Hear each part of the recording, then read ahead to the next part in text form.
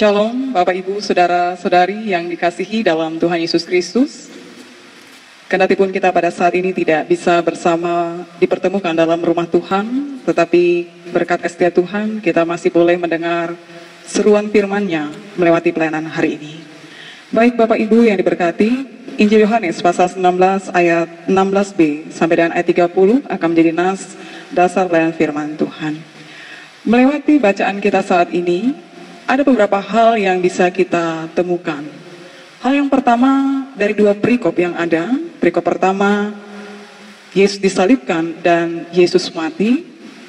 Kita bisa melihat bahwa kehadiran Yesus dengan apa yang dialami pada saat itu merupakan hal yang telah ia lakukan sebagai bentuk ia telah mentaati apa yang Bapaknya minta, datang ke dalam dunia untuk menyelamatkan manusia dari upah dosa yaitu maut.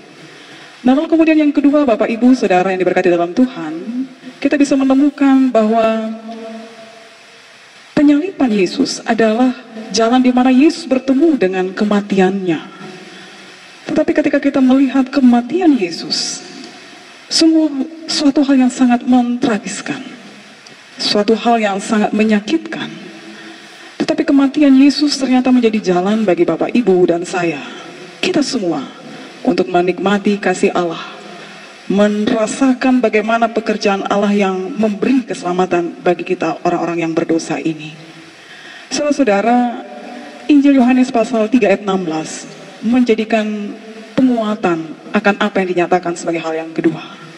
Dan hal yang ketiga, saudaraku yang dikasih dalam Tuhan Yesus Kristus. Perikop pertama yang bercerita tentang bagaimana Yesus disalibkan. Perikop kedua yang bercerita bagaimana akhirnya Yesus mati. Sungguh memperlihatkan satu proses rasa sakit yang sangat-sangat mendalam. Secara fisik kalau kita perhatikan, beberapa kali kita bisa menemukan Yesus diperlakukan tidak sebagaimana seharusnya. Pertama, dia harus digiring dengan arakan orang banyak yang mencoba membuat dia untuk menerima hukuman yang harusnya dia tidak harus terima.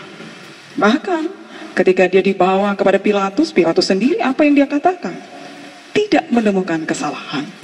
Tapi disinilah saudara-saudaraku yang diberkati dalam Tuhan, bahwa rasa sakit yang dialami oleh Yesus Kristus secara fisik dengan apa yang ia terima pada saat itu, sungguh telah menggantikan posisi kita yang harusnya mengalami penghukuman, yang harusnya harus menerima upah dosa yaitu maut.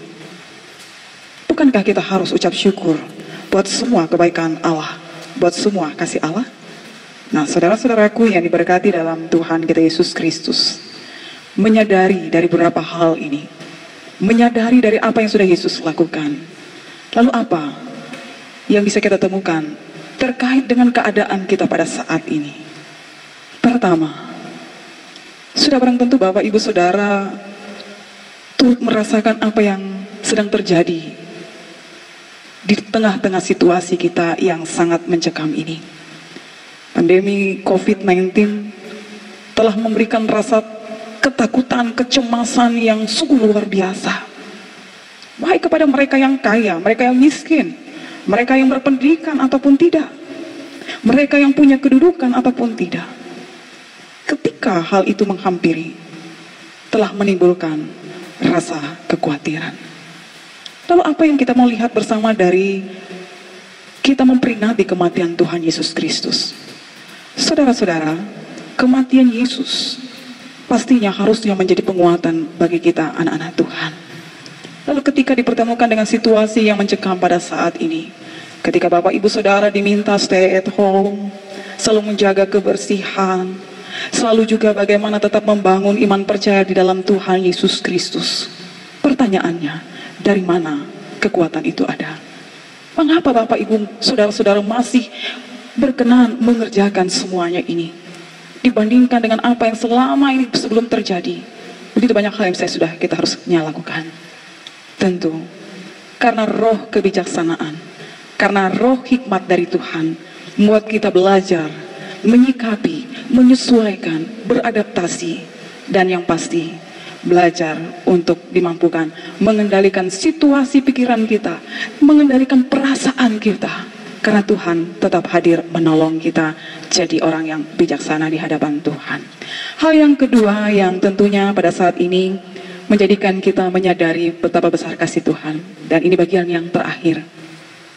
Saudara-saudaraku, dosa telah membuat kita kehilangan hubungan dengan Allah, kan?